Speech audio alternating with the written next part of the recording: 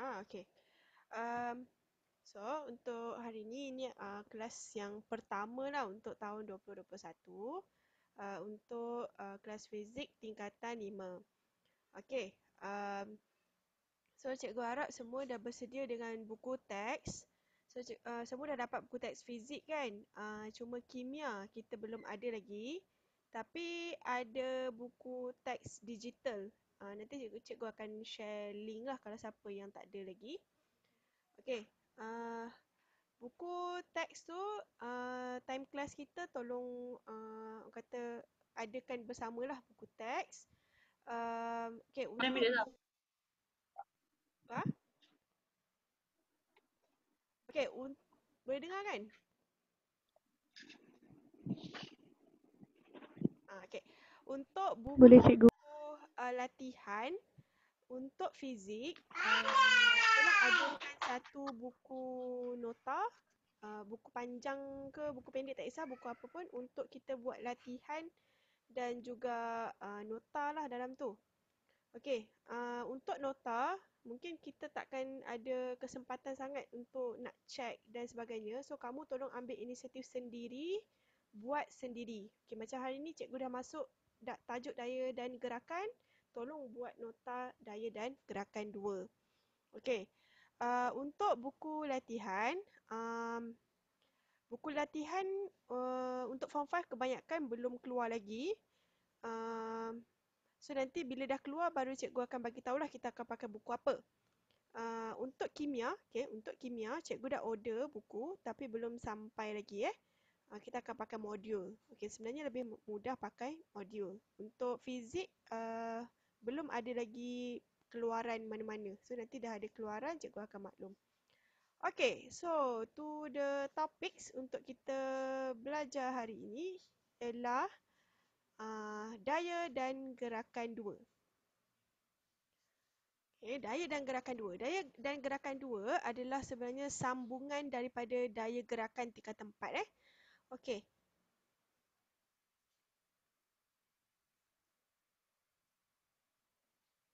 Okey, daya dan gerakan 2. Kita tengok. Okey, apa yang ada dalam topik ni. Okey, so untuk tajuk daya dan gerakan 2, ada 4 subtopik. Subtopik yang pertama ialah daya paduan. Subtopik kedua, leraian daya. Yang ketiga, keseimbangan daya. Dan yang keempat ialah kekenyalan. So, untuk hari ini kita akan fokus kepada daya paduan dahulu. Okey. So, apa standard pembelajaran ataupun objektif yang kita nak capai? So, yang pertama kamu boleh menyatakan apa maksud daya paduan. Okey, yang kedua dapat tentukan daya paduan. Tentukan ni maksudnya kita nak cari dia punya um, magnitude, value dia tu, magnitude dan juga dia punya arah. Okey, yang ketiga boleh berkomunikasi, maksudnya kamu boleh terangkan semula tentang daya paduan apabila objek berada dalam 3 keadaan. Pegun, bergerak pada hal laju seragam dan juga pada pecutan seragam. Okey, dan yang keempat, menyelesaikan masalah yang melibatkan daya paduan, jisim dan pecutan satu objek. Okey, untuk 1.14 ni kita akan buat kelas yang lain Okey, so rumus yang terlibat, rumus yang terlibat dalam tajuk bab 1 subtopik 1 ni hanya ada satu saja iaitu F equal to MA. Okey, yang mana F tu adalah daya, M ialah jisim dan A ialah pecutan ataupun bahasa Inggeris kita sebut sebagai acceleration. Okey, F equal to MA kita dah jumpa pada tingkatan 4. Okey, kita dah jumpa pada tingkatan 4. Okey. Latina tak boleh masuk ni. Okey, kita tengok uh, slide yang pertama. Okey, kita tengok gambar ni. Okay, kita nak kenal apa itu daya paduan. Okey, kita tengok ada dua orang pelajar, pelajar A dan pelajar B sedang menarik tali yang mana tali tu ada bendera kuning yang diletakkan pada tali ni. Okey. So, bandingkan pergerakan bendera dan daya yang dikenakan oleh pelajar A dan pelajar B. Okey, cikgu bagi situasi. Okey, situasi dia contoh, apa yang jadi kalau pelajar A dan pelajar B kedua-duanya mengenakan daya yang sama. Okey, kedua-duanya mengenakan daya yang sama. Apa jadi pada bendera kuning? Tak bergerak. Okey, tak bergerak. Okey, apa yang jadi pada bendera kuning kalau sekejap, kalau F1 lebih daripada F2? Maksudnya F budak daya A ni lagi besar daripada daya B. Apa jadi pada pergerakan bendera kuning? Bergerak ke Bendera A. bergerak ke A. Akan bergerak ke arah pelajar A. Okey, sama juga kalaulah daya yang dikenakan oleh pelajar B lebih besar, jadi bendera kuning akan bergerak ke arah pelajar B. B. B. Jadi, pergerakan bendera kita boleh katakan akan bergerak ke arah daya yang lebih besar. So, daya yang lebih besar tu akan mempengaruhi arah pergerakan bendera juga. Okey, so itu secara roughly apa itu daya paduan. Okey, ni kita set. Aduh. Ni nanti kita buat aktiviti kemudian. Okey. So, kesimpulannya, okay, apabila satu objek yang pegun, bendera tadi, dikenakan dua daya yang magnitudenya sama. Magnitude tu maksudnya nilai. Contohnya 10 Newton. Okey, pada arah yang bertentangan. Pelajar A tarik ke sebelah kiri, pelajar B tarik di sebelah kanan. Itu maksudnya arah yang bertentangan. Objek akan kekal dalam keadaan pegun. Okey, objek akan kekal pada keadaan pegun kalau arah bertentangan dan juga magnitude dia sama. Okey, itu kita boleh sebut sebagai daya paduan dia adalah kosong. Okey. Apabila dua daya yang bertentangan bertindak dengan magnitude yang berbeza, okey, objek akan bergerak pada arah daya yang lebih besar, maka daya paduan dia bukan lagi kosong. Maksudnya daya paduan dia ada. Okey, daya paduan dia tidak kosong. Okey. Boleh faham tak dekat situ setakat ini? Maksudnya kalau bendera tu tak bergerak, maksudnya daya paduan kosong. Kalau bendera tu bergerak, tak kisah ke kiri dan ke kanan, daya paduan tu ada. Okey. Setakat ni kamu kena kenal pasti dulu dalam keadaan tu ada daya paduan atau tak ada daya paduan. Okey, kita tengok contoh yang kita tengok slide yang seterusnya. Okey, so apa yang dimaksudkan dengan daya paduan? Okey, daya paduan ialah daya tunggal. Okey, tadi daya yang cikgu tunjuk dalam gambar ada dua daya. Satu daya pelajar A, satu daya pelajar B. Daya paduan ni berpadu, macam berpadu tenaga. Okey. So dia jadi tunggal. Okey, yang mewakili jumlah secara vektor. Okey, vektor tu maksudnya ada magnitude dan ada arah. Okey, dua atau lebih daya yang bertindak ke atas suatu objek. Macam pening kan definisi dia. Okey, tak apa, jangan risau. Kita tengok pada situasi. Okey, nanti baru kamu fahamkan balik ayat tersebut. Okey, situasi yang pertama, okey, tadilah pelajar A dan pelajar B. Okey, pelajar A tarik ke sebelah kiri, pelajar B tarik ke sebelah kanan dengan daya yang sama. Okey, daya paduan adalah sifar. Okey, maksudnya titik ni, kenapa cikgu benda ni tak lekat? Titik ni tidak bergerak. Okey, situasi kedua, okey, daya paduan ada. Daya paduan ada sebab dia punya magnitude tidak lagi sama. FB lagi besar daripada FA. Jadi, daya paduan kita kata bergerak ke kanan. Arah daya paduan ialah ke kanan. Tadi cikgu tunjuk contoh, cikgu tak sebut daya paduan lagi. Cikgu baru sebut bendera kuning bergerak ke kanan, bendera kuning bergerak ke kiri. Okey, sekarang cikgu tukar bendera kuning kepada daya paduan. Okey, tadi kan cikgu sebut bendera kuning pegun. Sekarang cikgu kata daya paduan ialah sifar. Okey, situasi kedua, okey, apabila FB dikenakan lebih daripada FA, okey, pada arah yang bertentangan, bendera bergerak ke kanan, maka kita kata daya paduan bergerak ke kanan. Okey. Okey, situasi ketiga, okey, kalau FA pula menggunakan daya yang besar. Jadi kita kata bendera tu akan bergerak ke kiri. So, daya paduan arah dia adalah ke kiri. Jadi, maksudnya kat sini, kalau tiada daya paduan, bendera takkan bergerak.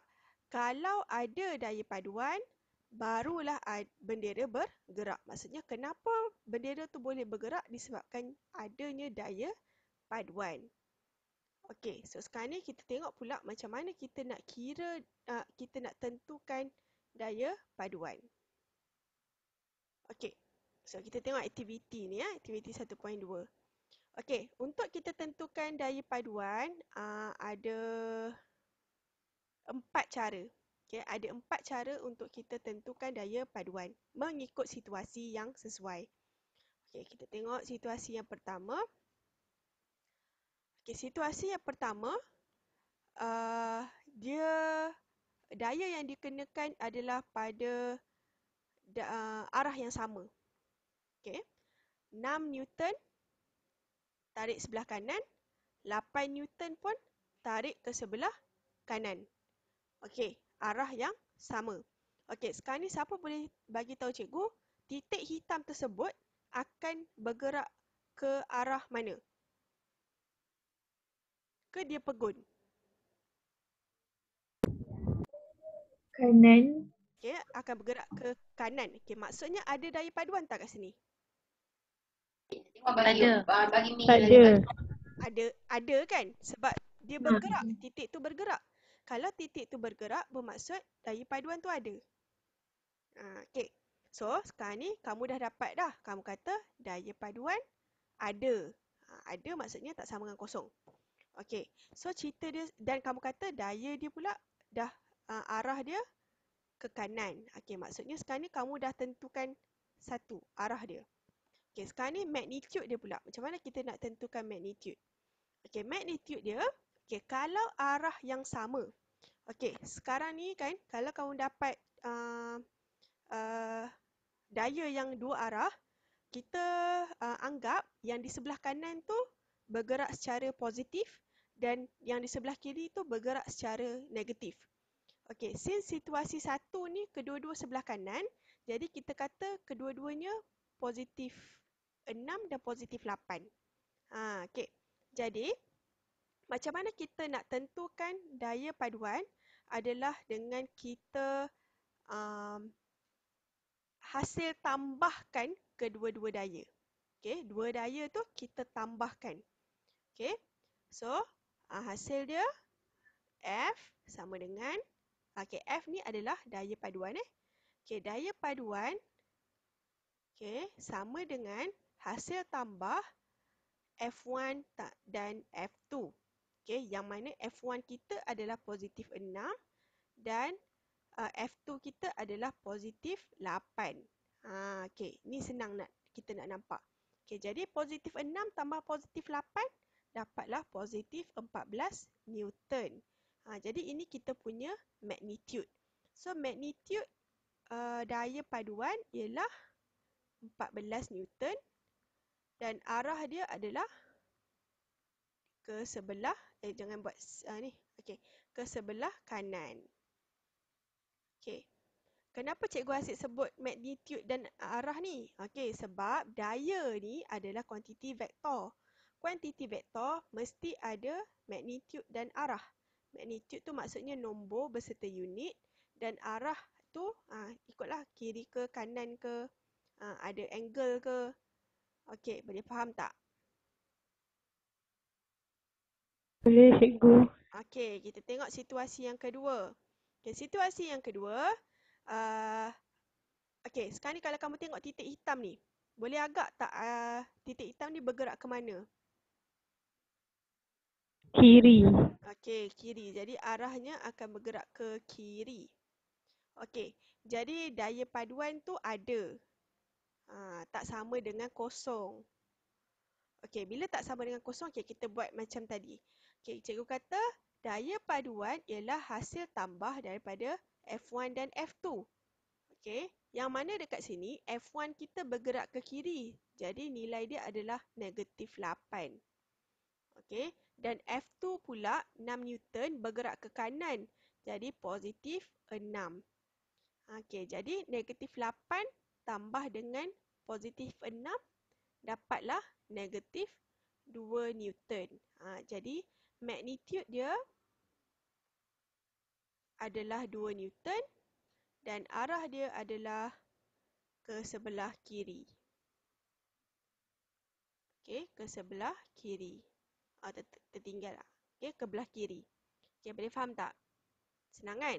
Yang penting kamu tahu ni. Okey, dan jangan lupa di sebelah kiri letak negatif, di sebelah kanan letak positif. Okey, setakat ni clear tak situasi 1 dan situasi 2? Clear, Okey, Cikgu. okey, clear. Okey, kita tengok situasi yang ketiga. Okey, situasi yang ketiga ni kena pakai ilmu matematik tingkatan 1. Okey, trigonometri. Okey, jangan takutlah. Okey, kita tengok dulu. Okey.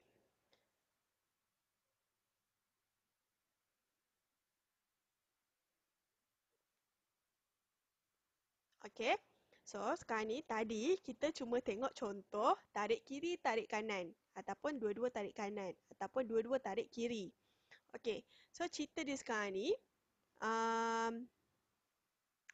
Kalau satu objek, satu daya tarik ke atas, okey, iaitu ke paksi Y lah, arah paksi Y. Yang satu lagi daya ditarik ke arah paksi X. Dia tarik macam tu.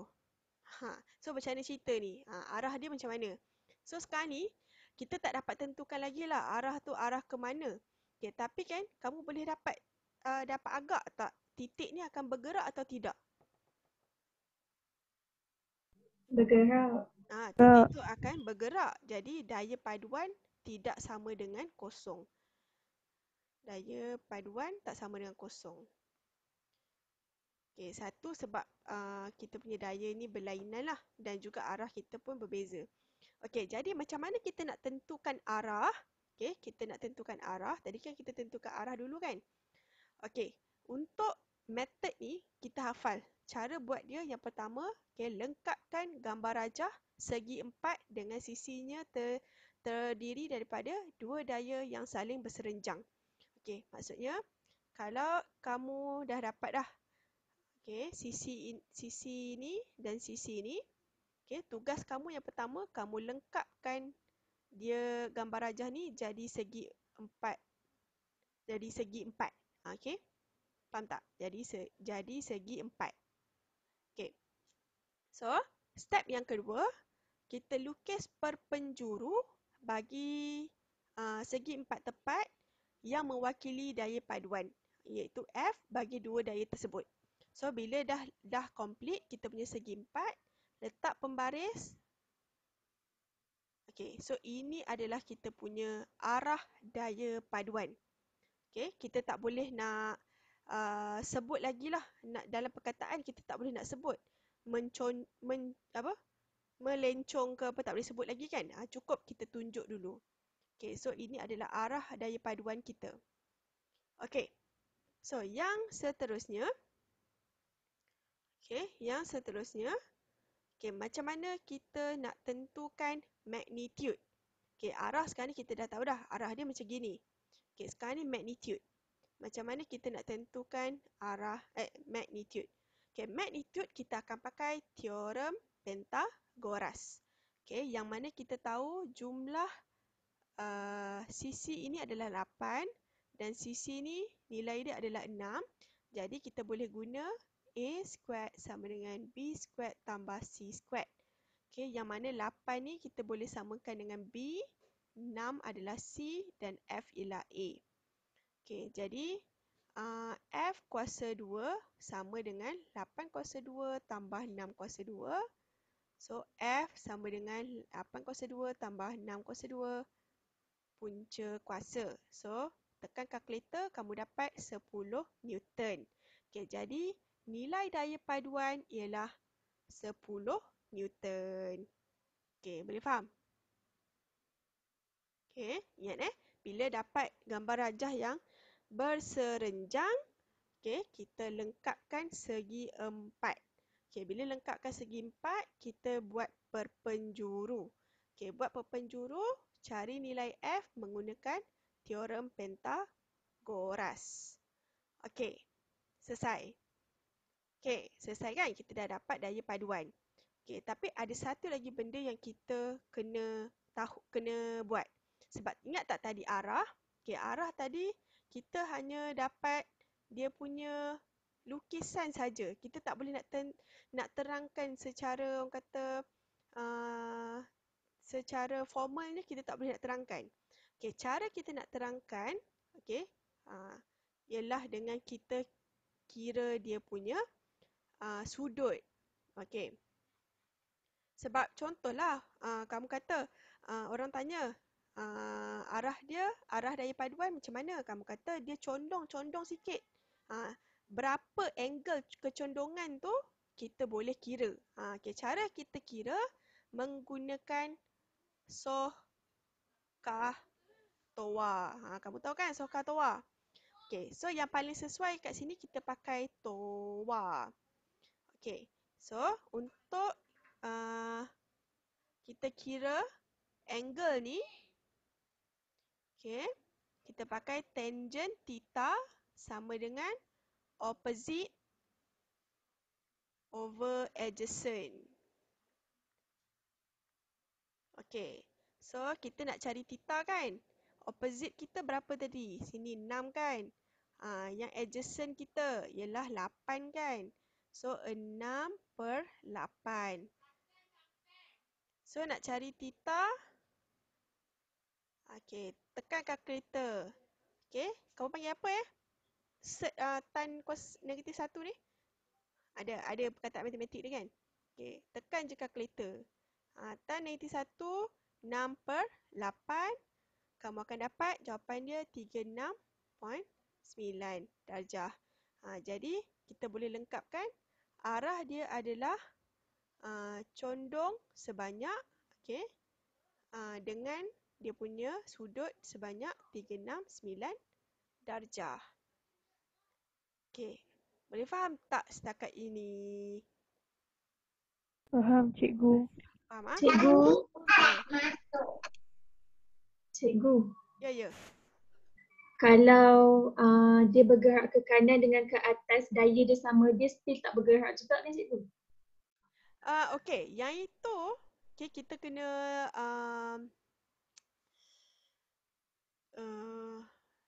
bergerak sebenarnya.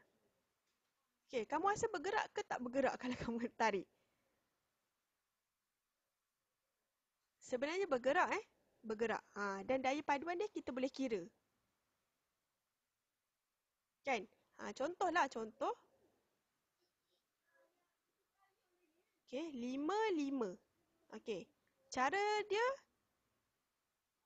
buat petak, cari daya paduan. 5, 5. Daya paduan dia ada.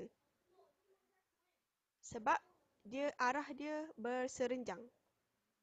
Okay, macam kiri kanan tu, dia akan cancel each other sebab negatif positif. Macam ni, arah dia macam tu. Jadi, titik tu akan bergerak. Boleh tak Hayati? Boleh cikgu. Okay, ada Jadi, cara kira dia sama je. Okay, kita tengok situasi yang keempat. Situasi yang keempat, arah dia macam tadi. Satu ke arah Y, satu ke arah X. Tapi dia bukan berserenjang. Dia macam ada angle sikit. Okay, so dekat sini macam mana pula kita nak tentukan? Okay, dekat sini ada dua cara. Okay, cara yang pertama menggunakan kaedah segitiga daya. Okey. Yang mana kita perlukan jangka sudut. Okey. So kita tengok F2 dengan F1 eh. Okey, yang pertama, cara dia adalah kita pilih skala yang sesuai untuk melukis garis yang mewakili magnitude daya. Sekejap.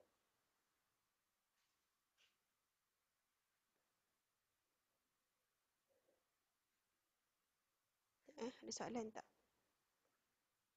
Okey, tak ada soalan. Okey, contoh.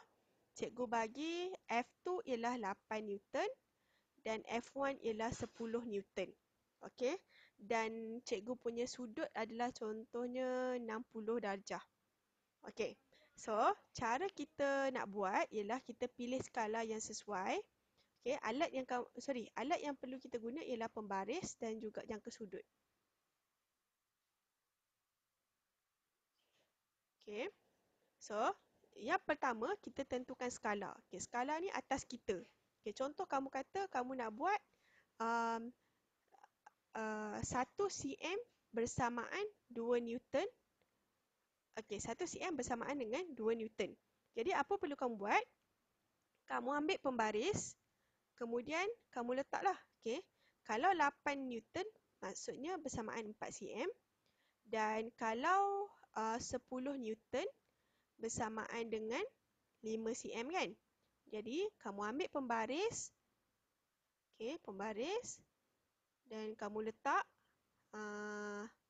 pensel kamu garis sampai 4 cm.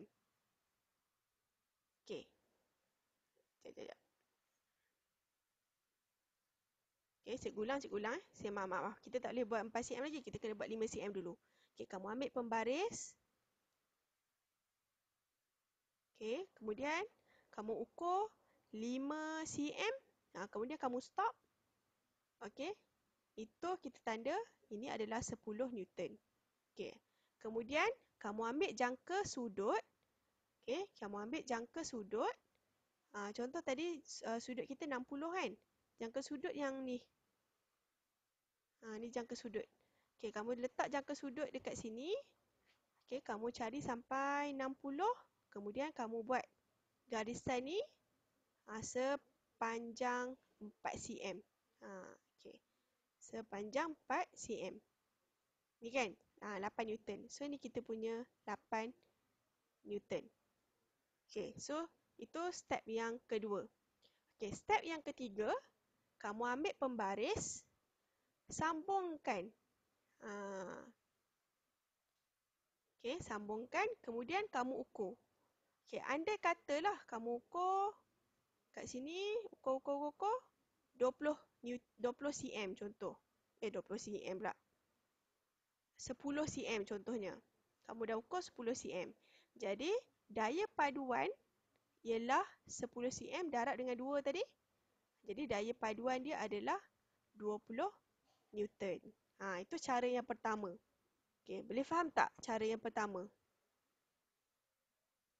Faham cikgu. Kan kita pakai pembaris dengan kita tentukan skala. Skala tu terpulang pada kamu. Okey, cara yang kedua ialah kita guna jangka lukis.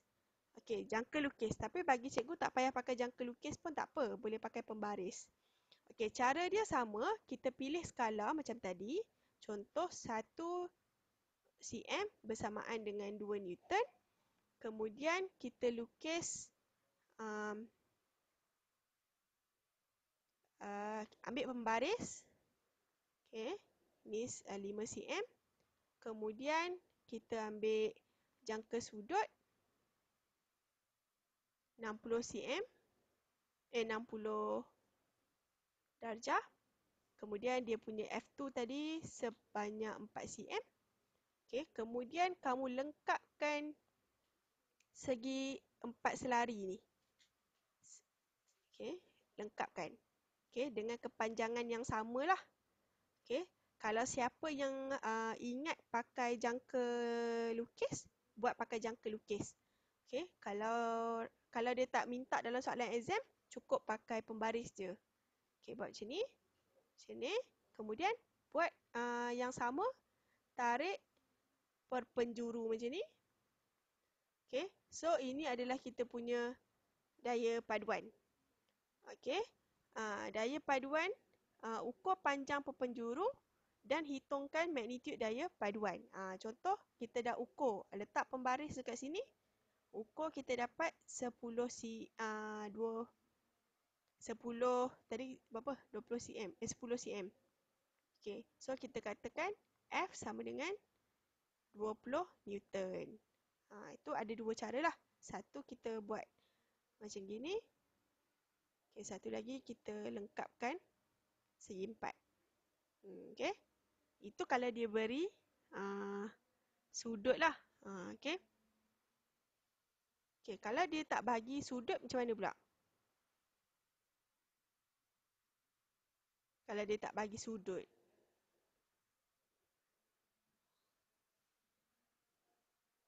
Sekejap